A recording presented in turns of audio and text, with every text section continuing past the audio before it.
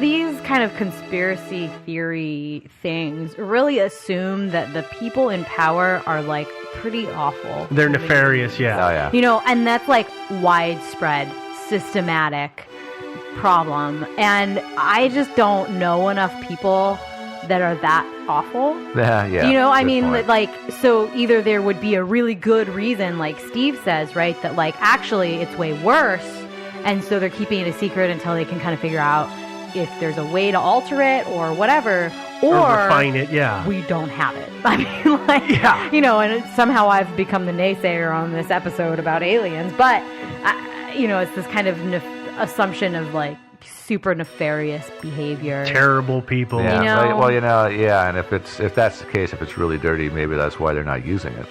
You know, It's, but, yeah, they're just, absolutely. yeah. But nobody ever says that. They say it's obvious an example that we have it, and it's got to be super clean because it's anti-gravity. But, you know, I mean, there's a lot of things that we thought were super clean energy sources. I mean, nuclear is an easy example. When it first came out, nuclear is super clean and so cheap, and then we discover it actually makes a lot of bad stuff happen and potentially can have some terrible ramifications. It can, and not always necessarily. No, not but always. It can. They were definitely careless back in the early days. They exposed a lot of people to radiation and fallout, and nobody was aware. Well, But anyway, the anti-gravity thing, who knows? I mean, it might not be dirty in the sense that it creates a lot of waste or anything like that, or toxins. Maybe it just makes people sort of come apart at the seams. I mean, maybe you pass through that anti-gravity field and you explode. Yeah. It's like the transporters in Star Trek when they first figured them out and they would liquefy people. Yeah. There's like a movie or TV show. There's some use of anti-gravity. You know, they do the close-up of it, and it's just like guzzling fuel and like shooting out like black smoke in the atmosphere. But like it's anti-gravity, so we're using it. You know, that's totally the sort of thing that people today would totally do. You know, we would just ignore. Yeah. We totally would ignore the fact that it would be like really awful for the future generations. Well, you know, because it's so cool. It's anti-gravity. Awesome. You know, well, there's a trade-off there too. I mean, you guys have heard of the space elevator, for example. Right.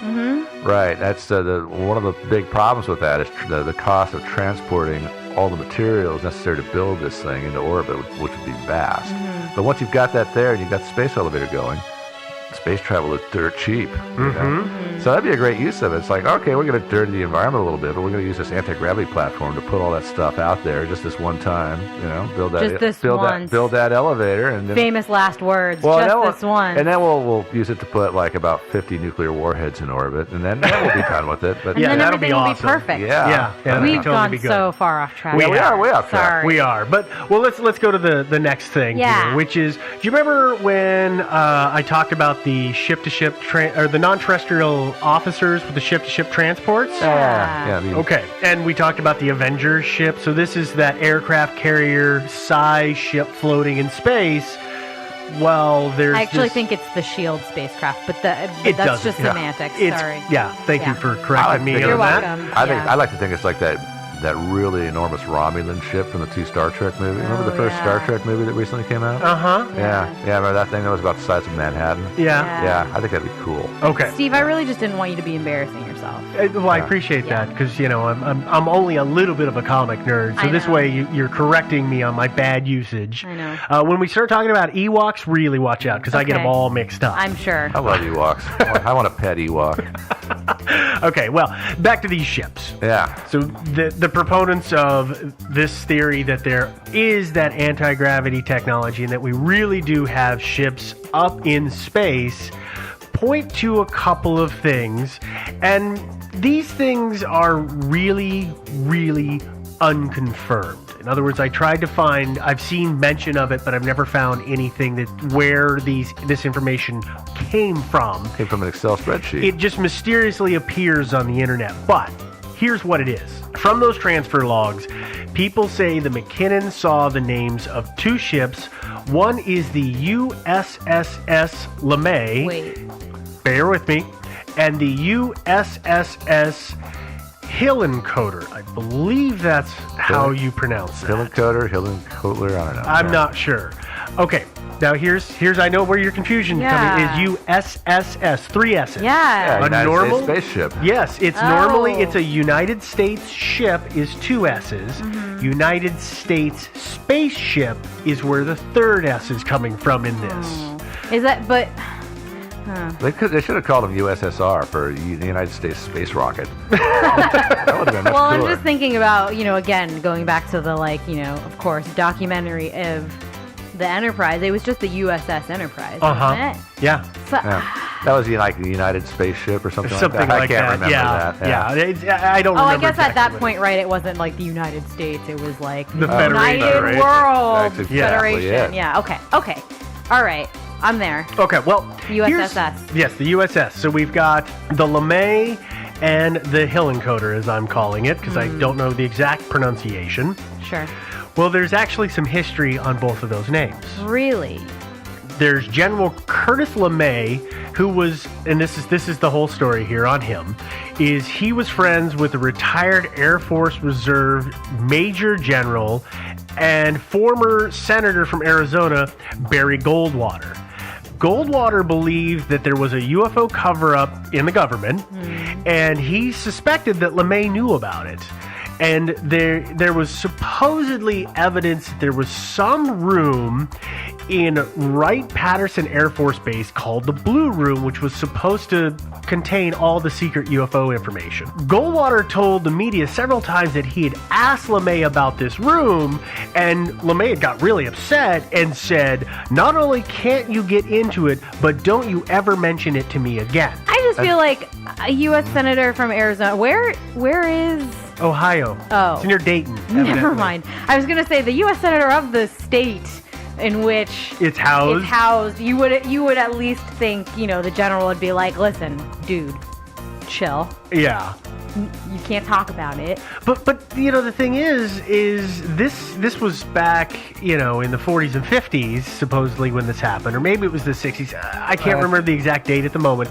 But this is during a time when we have a Cold War going on. So that might have been a room that held Nazis. secrets. Oh, wait. Not about the Nazi UFOs, battle. Yeah, it but could have about been. the Russians Yeah, or somebody else. Or it could also just be as simple as LeMay was really sick and tired and fed up with all this UFO. So he kept hearing about it. The people kept pestering about it, and he was just exasperated.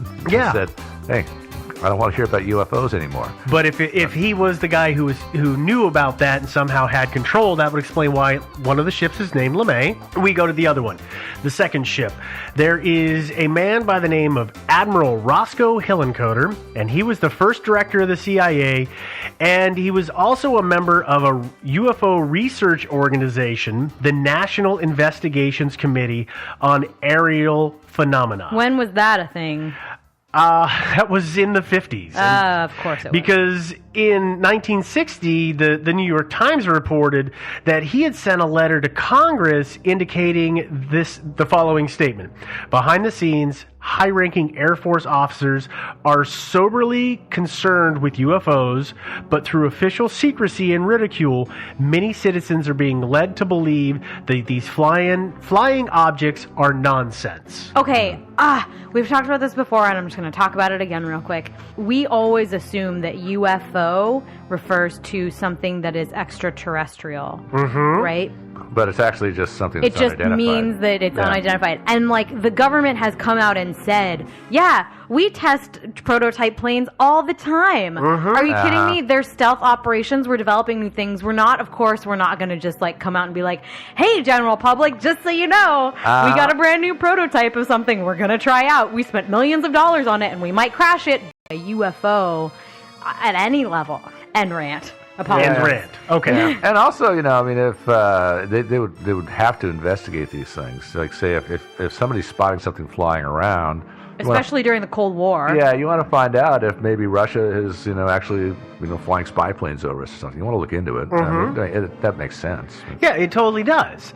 But that's why people say there's significance to those two names being the names of these ships. Sure. Yeah. It's also the fact that it then leads into what is known as the Majestic 12. Yeah, That but sounds like before an Avengers team. Yeah, I know. But before we delve into that, so McKinnon is the one who came up with the names of these two ships, right? He's the one who reported seeing these in this Excel spreadsheet. Supposedly, he saw these names on the spreadsheets, yes. But that is completely unconfirmed. I've never seen any official thing from him, in quotes, these are the names that I saw. Yeah. So it might be something that somebody dovetailed in. I mean, I guess they're pretty obscure references. At least the LeMay.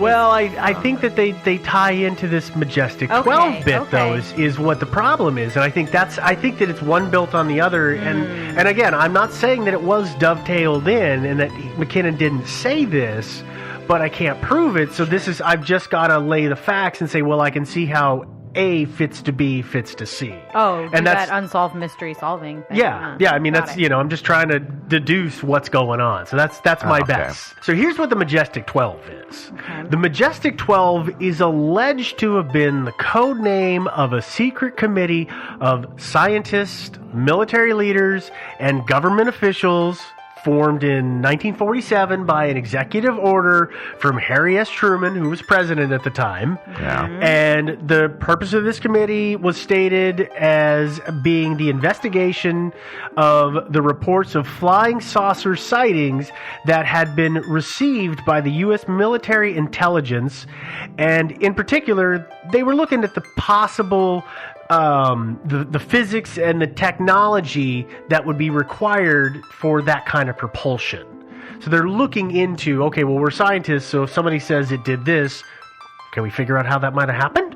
And that's kind of a simplification of what it is. Oh, so they were like the Mythbusters. Kind of. For UFOs. Kind of. Got it. But here's the thing, is this was formed in 47, and what really sets off a lot of people is that it was June or was it July of 1947 that the Roswell incident happened. Yeah, I don't remember. So this is the same year, so this just lights a fire under people to make that connection. But yeah, other than that, it's hard, and nobody knows what Majestic 12 was all about, actually. Mm-hmm. Yeah. And here's the funny thing is Hillenkoetter, if you remember, I'd said that he had put out that memo in 1960 about we need to be more transparent about these things.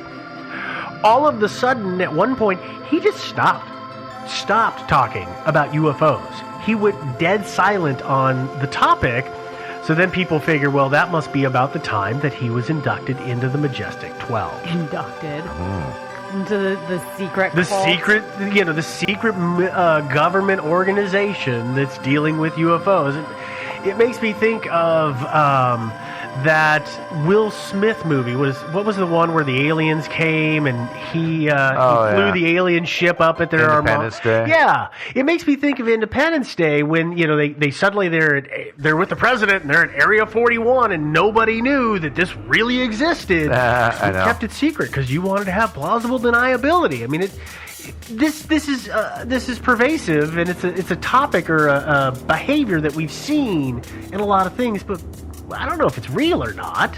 But people just really grab onto it. I always just. It's like, I have no idea, but probably not. Yeah. I always think of the Futurama episode about Roswell whenever we talk about Roswell. And I don't remember that. I don't either. They accidentally time travel back into the past, and it turns out that the Planet Express ship is the UFO. And it's just like, Harry Truman shows up in like a box of deviled eggs. It's just like a crate labeled deviled eggs, and he just like kickboxes his way out, and like it's good. It's a really awesome. I'll have to pull that up. That's on Netflix. I'll have to pull it up. Yeah, that's also reminds me of another thing that came out a couple of years ago. Some woman came up with a book that explained the Roswell incident, which was that it was an advanced Soviet craft, and the Nazis apparently had done experiments on altering human physiology. And so they apparently took some of these, they'd captured some of these basically human beings who'd been altered by the Nazis and stuffed them into this craft that they did and flew into Roswell and crashed it there because they wanted to scare the crap out of us. That's what this book is. And this is a real book that somebody wrote. That's the basis of the whole book. Yeah, Oh exactly right. It was a Soviet thing, with Nazi altered midgets. And, Wow. Okay. Yeah, All right. I never got around to reading that one. I don't. Why? I know. Sounds like a riveting read. I've only got so many reading hours in the day. Yeah. Well, let's move to the next theory that kind of steps away from some of that, and that is the Disclosure Project. One of the inspirations that McKinnon had was the Disclosure Project, and it's run by a group called CSETI. It's CSETI, and they're headed by a guy by the name of Dr. Stephen Greer. Are they connected to SETI at all? No. No, they are not. Okay. But CSETI, and this is right on their website, this is how they explain themselves. There's a lot of quotes in this episode, I just realized. The Disclosure Project is a research project working to fully disclose the facts about UFOs, extraterrestrial intelligent and classified advanced energy and propulsion systems. We have over 500 government, military, and intelligent community witnesses testifying to their direct, personal, first-hand experience with UFOs, ETs, ET technology, and the cover-up that keeps this information secret. End quote. Cover-up ain't working so well, I suppose. They have 500 people they're supposedly talking. Well, yeah, they say they have all of these people on record, on videotape, or video. They've recorded them. Videotape is probably not the right term, but they've recorded all of their interviews about what they saw and interacted with. And are they online somewhere? Are they available to the public? Or? Disclosure put out they have it's almost a 2-hour documentary about them and what they're after, and it's called Sirius, SIRIUS, I believe is how you pronounce it. All right. I watched it, and it's a lot about their beliefs and. What's the best way to explain the way that they look at it? They believe that extraterrestrials are coming to this planet, and they have been coming to this planet for a long time. Okay. But they're actually multi-dimensional beings. So what's going on is that they will record the sky, there's a dot moving, and then that dot fades out and they disappear. Oh, they're jumping dimensions. They're jumping dimensions. They use a lot of meditative techniques. They all sit outside and stare at the sky and they watch for these things. It's very different. It's a very different approach to finding space aliens. Yeah, but they also say that they have a lot of evidence that we have this technology and that technology is known about and being suppressed. Now, so let me get this straight. They have a 2-hour film or video out on the internet. Mm-hmm. And in this, they talk about their philosophy and all this stuff, but they don't present a single shred of evidence. Well, they do have they do have evidence that they present as to why it's real and why it's being suppressed. But it's a 2-hour movie, so it's very hard to condense into a 2-minute explanation. I guess it also does make sense that if they want their movie to be seen, they probably don't want to put the information that's trying to be suppressed in it, right? Because then the movie will be suppressed and then they can't get their information out. You have to do it in measured doses. And here's their measured dose. They say that the government has the tech, or they know the tech exists, and that likely they've been in contact with or they've taken technology from aliens. And while they could disclose that to everybody and put it out there for the world to know about and use, there's a major problem, and that's a financial one.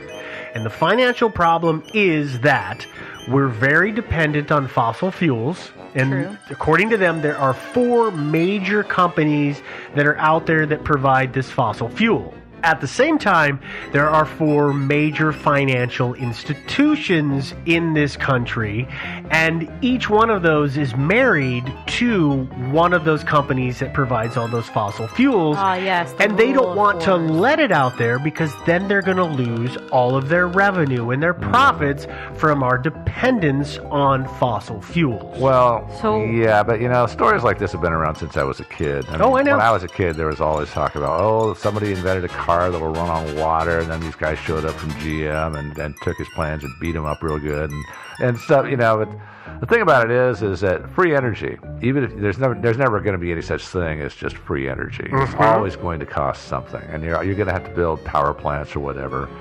And still generate this stuff. And so, there's always going to be a profit to be made off of it. Yep. So, yeah. I mean, solar energy is a great example of this, right? I mean, it's super cheap to install your solar panels and just have your own energy and point them to the right place in the sky. But nobody does that. Well, Just nobody does that anymore. Well, it's not cheap. The panels are not that cheap, and They're also, getting cheaper, They're but they're getting- not. getting cheaper, but it'll never be competitive with oil or coal. Well, and the other problem is that the power companies are geared to generate electricity. So when you're generating electricity and you're trying to pour it back into the system, they have no way to store it. Yeah. Oh, that's So they will. Hawaii is a prime example. Everybody, there's so many people that use solar energy there, and they run off of it. But the power company actually takes a very small fraction of the energy that they capture and allows it back into the grid because they have no way to store it. And it would overload the system. Yeah. So maybe if they, instead of work so hard at generating power, figured out how to store it to then reuse it or release it at night or whatever, this would make sense. But these, the proponents are saying, well, of course they don't want to do that because then they would lose money because they would be paying me for the energy that I pipe in from my solar panels. Yeah. Therein lies the and rub. It's not, and the storage and stuff, you can store it yourself if you want to fill your basement with batteries or something like that. The power company could store it in reservoirs of water, for example, by pumping water uphill. That adds another layer of expense to the technology. Yeah. Yep. Same with this free energy thing. I think it's quite possible that if it exists and if there's this big conspiracy surrounding it because of oil companies, whatever, well, what you do is you turn the technology over to those guys, so they can get out of the oil business and they can get into the energy business. I mean, they're in the energy business now. Why not, Jen? So it's from our perspective, it's very simple. It's very easy to say, well, this is bad and this is a little better. Why don't you transition over investors? And you say, hey, so that thing that makes us all that money, we're actually going to scale that back and we're going to sink a bunch of money into this other thing, so you're not going to make as much for a while, maybe a long time. Well, they usually get a little resistance when they say they want to go that direction. Yeah, well, they're not going to need to scale back on oil sales. And actually, when you think about it, the great thing about it is if the U.S. government has this, then it can turn the technology over to private companies. The banks that have investments in these private companies probably also have investments in other fossil fuel companies overseas. So they can of course, they'll all be in collusion with each other. They can divest themselves of those investments over a reasonable period of time. This makes sense as to why, if it did exist, why it wouldn't already be out there, because financially that path makes sense. Yeah, and say you turn it over to Exxon and a few other companies and give them exclusive patent rights over this thing. And then they say, hey, foreign countries, you can have this great power generation capacity. We're going to run the plant and keep this technology a secret. But it's cheaper than anything else out there. And so we could actually dominate energy production all around the world. I mean, it would be awesome. I a little bit don't want to go without saying, I'm looping a little bit back right now, that I'm always interested in how these theories are always like, the U.S. government has all of this extraterrestrial information. Okay, are we the biggest country in the world? No, that's Russia. Are we the most superpower? If you were looking down on the Earth and trying to kind of figure out who you would want to communicate with, would it be America? Probably not. So it's always interesting to me when these theories are like, well, the U.S. government has all this technology, and it's like so egotistical in my mind. And Actually, if you're listening and want to have a further conversation, this is the conversation that some of our listeners know I am happy to have via email. But actually, if you're an alien looking down on the planet and you're deciding which country to go make contact with, the U.S. actually makes sense because we are the most developed country in terms of things like infrastructure. If you're an alien, you just count things like dams and just number of light bulbs that are burning at night and big buildings, big cities, stuff like that. Maybe it's just because all of the stuff in the sky. Yeah, I mean, USSS. Yeah, I mean, also, yeah, it's that too. But also, Europe obviously would be a pretty good candidate too. Yeah, but they would. Yeah. But Russia would not be a good candidate. It's big, but it's kind of a third world country. Yeah, Wow. they're a little behind the times, but that's a completely different topic. Yeah. All right. Well, that is the Disclosure Project, and that is again one of the things that Gary McKinnon really seems to have based his initial decision to go on this search for. And they do talk. The Disclosure Project does talk about some of the things that Joe started to talk about a little bit ago about the free energy bit. Sorry, yeah.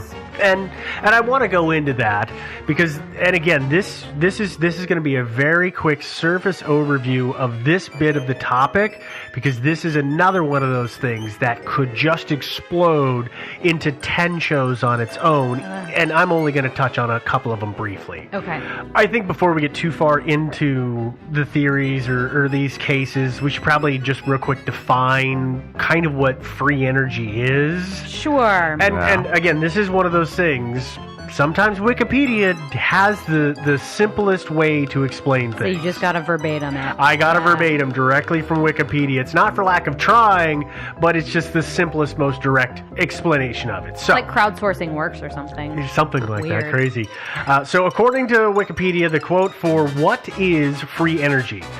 The type of devices that are allegedly suppressed include perpetual motion machines, cold fusion generators, torus-based generators, reverse-engineered extraterrestrial technology, and other generally unproven or pseudo-scientific low-cost energy sources. And So by the what way, is what is a torus-based generator? I had to look that up. Yeah. It is it is so hard to explain, but it's basically two spheres in motion, and there's a horn torus and a sphere torus and a ring torus.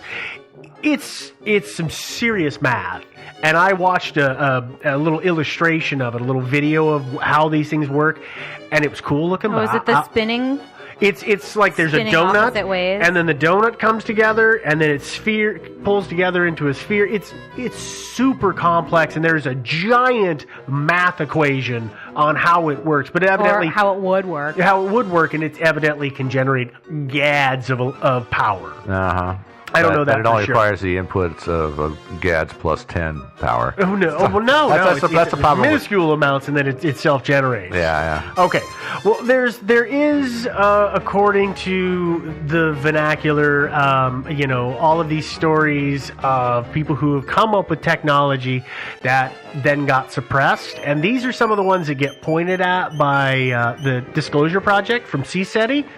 And one of those is there's a guy by the name of Dr. Henry Murray, and he supposedly invented a device that could absorb energy from a vacuum. And so it would just absorb energy, and then, you could use it to run whatever you wanted. And then his machines were stolen and destroyed, and he could never make it again before he died. There's, of course, Tesla. So everybody always points to Tesla. Nikola Tesla for his free energy and all these crazy things that he came up with. Wireless energy, man. Yep, wireless energy. But I don't know if that was ever free energy, was it? I don't. They point to wireless energy as a free energy source. Really? Okay. Again, his stuff is a little bit above my pay grade, so I never understood. He's Yeah. just above everybody. No, I seem to recall that Tesla did actually have an idea for transporting transporting energy wirelessly, but that doesn't mean it was free. It was still generated the conventional way, but it was transported without having to have a power grid like we have now. Right. That was his idea. He never put it into fruition, and I could be way off on that. So I suspect that it's such a huge part of the cost of energy is the actual Transportation of the energy yeah. that, it's if you use Tesla's theories or ideas or whatever, you cut that cost out essentially. Yeah. So that, you do maybe. whatever your solar price power goes way or down. or your Taurus-based generators or whatever, and then you transport it through Tesla's methods, then it's essentially free. Yeah, it's dirt cheap at that point. Yeah. Or maybe not. Maybe that's why it's never been implemented, is because it costs more. So I don't know. But the other one that we have here is, and you mentioned this earlier, Joe, is Charles L. Garrett, the guy who invented the water-powered car. It burned water, and supposedly, government agents showed up and took his device, and then he was, again, never able to recreate it before he died. Or no, he had a bunch of backers, and then the government supposedly came down on him, and a court of law got involved, said he created all this stuff fraudulently and it didn't work, and all his investors sued the crap out of him. And so he died penniless, and so he could never create it again. Like, a bunch of it got confiscated for some reason, and it just disappeared. It's in some warehouse somewhere. But I mean, regardless, it's... we can't get at it, so we can't use it. And this is like most of these, is that, it's all being suppressed, and so therefore we can't use it, and we're not saving the money, and these large institutions, not necessarily government, but maybe corporate, are profiting from our lack of access to this technology. There was a book, while we're, recommending books, there was a book, I'm going to say 5 years ago, that came out. It was called The Family. Check it out. That's all I'll say about it. Okay. Check it out. All right, in reference to this sort of stuff. Yeah. Okay. But I want to say this is a common theme in human history, which is that utopia is just around the corner, except for these dark forces, and the dark forces are corporations, or they're the Jews, government, or the government, and this going down this path, very often leads to dark results. I mean, see, for example, the Holocaust. Seriously, people. If there is a miraculous technology out there, then the people that are in possession of it can obviously use it to make a lot of money. It doesn't make sense.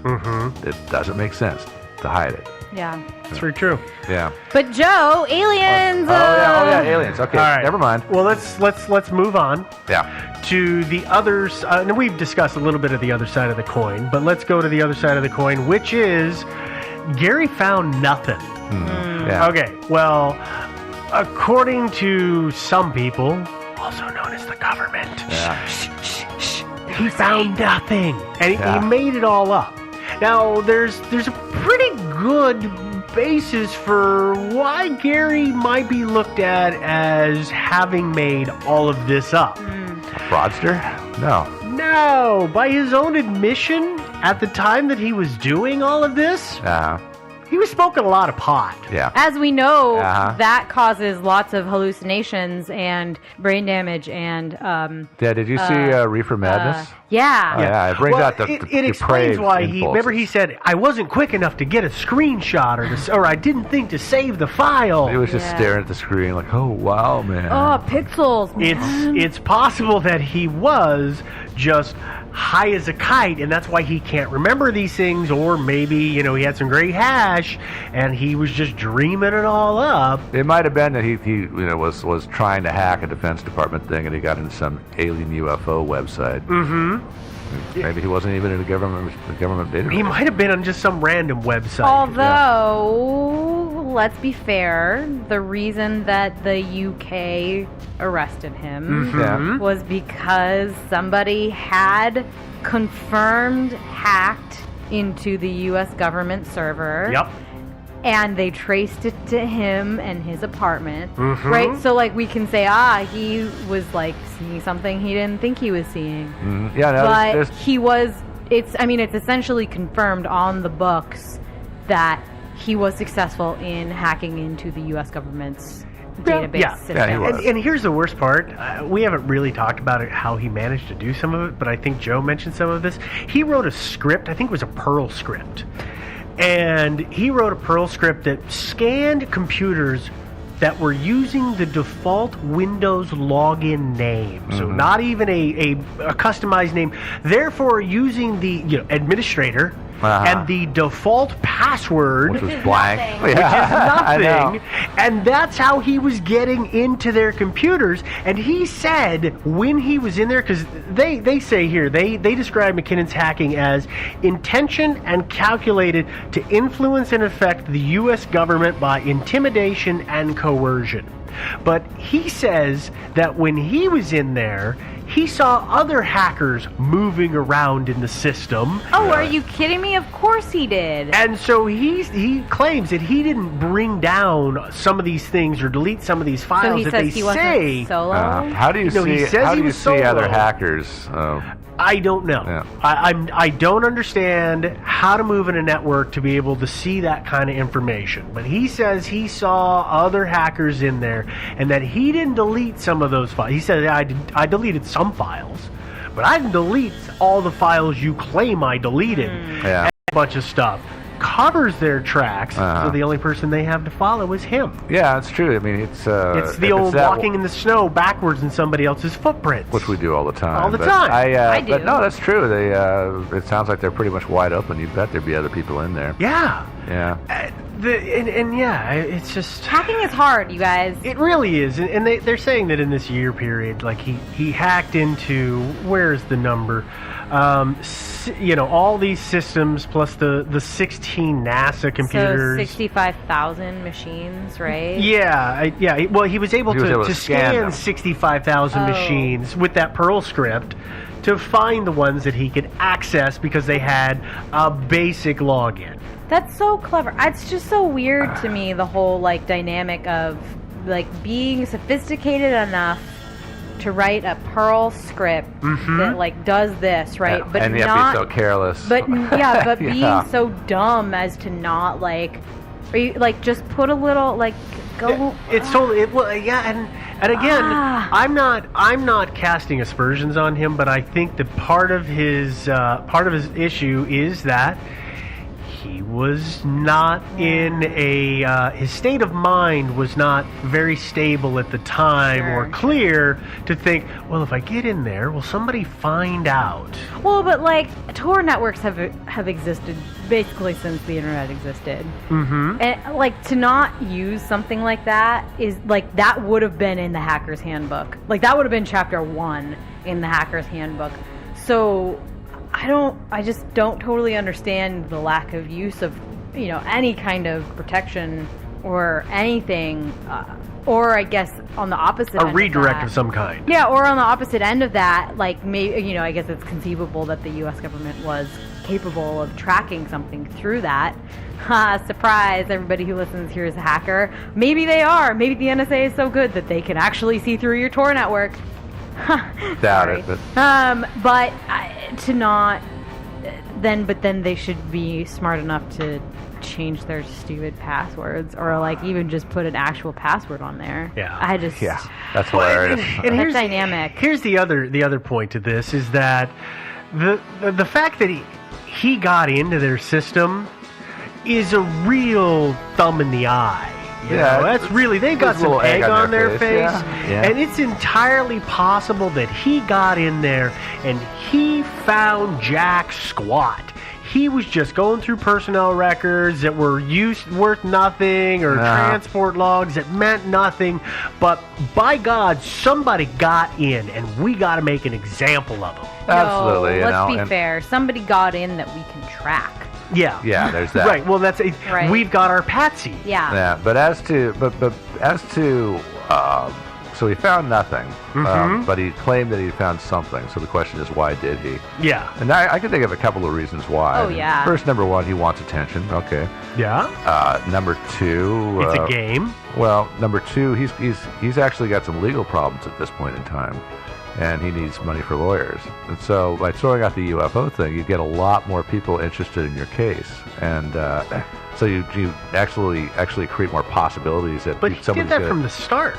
From the very So did start, he- from the start? very start, he had the UFO angle. Okay, so he claimed to be looking into the evidence for UFOs and stuff like that, but he didn't actually make any statements about UFOs or anything to anybody that we know of until after he was arrested.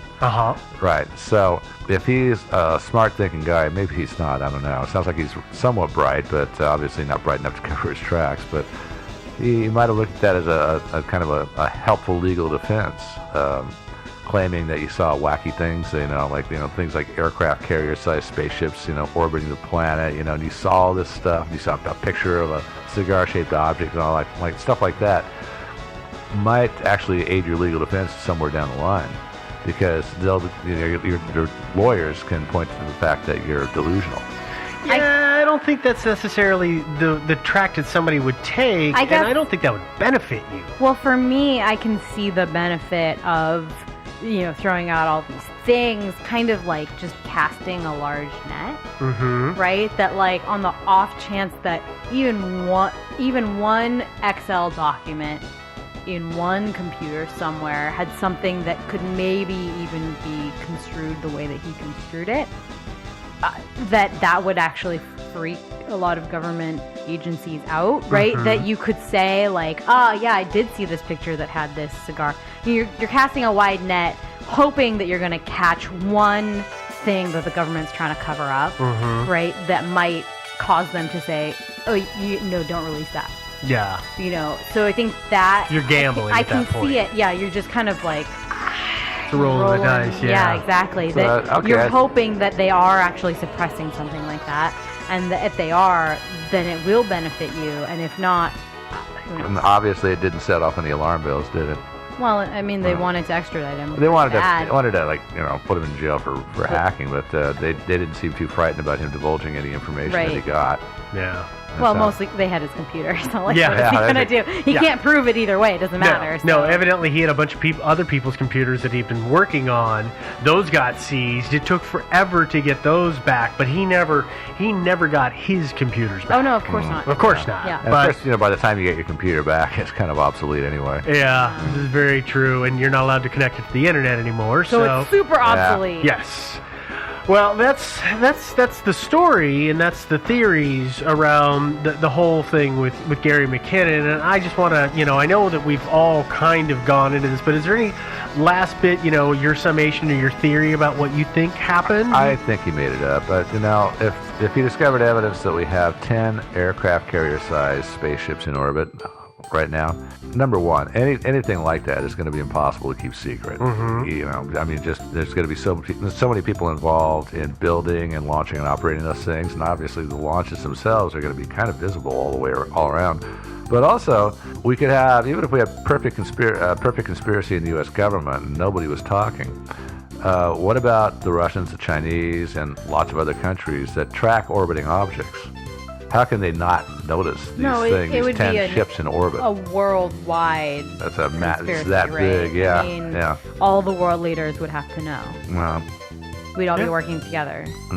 Again, wow. Kind of hard to believe that none of that's going to leak out. I a little bit alluded to this earlier, this whole, like, the huge problem I have with things like this. Like, we talk about aliens all the time, and I really like aliens, and I like UFOs, and I like all that stuff.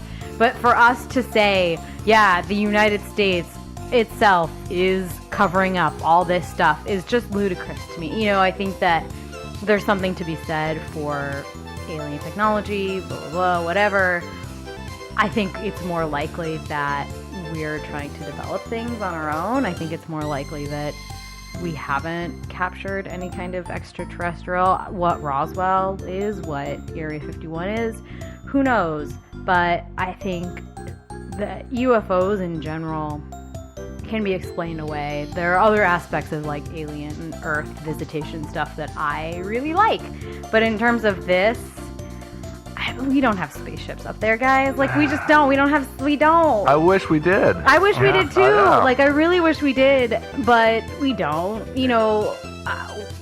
We just don't. I'm Yeah. sorry. I'm sorry. Yeah, it's too bad, but yeah. I you know, my perspective on this is, I think that it's possible that Gary found something. I don't think that is as extreme as he found. And actually, all of the theories that we've talked about, I think that there's credence in all of them, but I think that it is a minuscule percent, like 1 or 2% of truth in the stories. Like, there's probably technologies like we've talked about that are under development that people don't know about, but they're not out there for a good reason. And he might have found a little something, or he might have just found nothing, and the U.S. government is angry at Gary and is trying to just prove a point. I think that there probably is some truth in that there are technologies that are cleaner, but they're in their infantile stage that they're just not usable.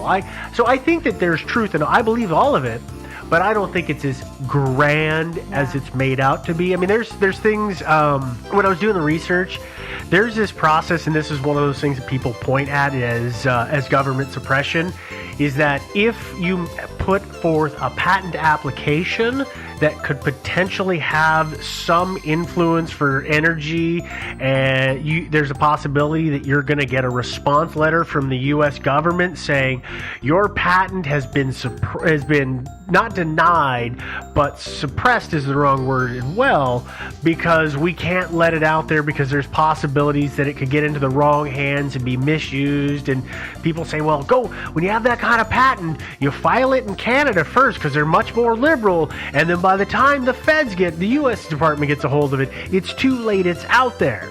Well, I can see that happening for uses for certain explosive technologies. Or death rays. Or something crazy, but I can't see that on anything that is verifiable and really, really solidly true and can be proven. I think a lot of this it's not fact, it's not fiction, it's somewhere in between, and people get a hold of it. And as with many of our stories, they build. I mean, I think it's hard. There's a lot of potential for technology out there. And if you as a private citizen can come up with one thing that I guess provides, for instance, free energy, right?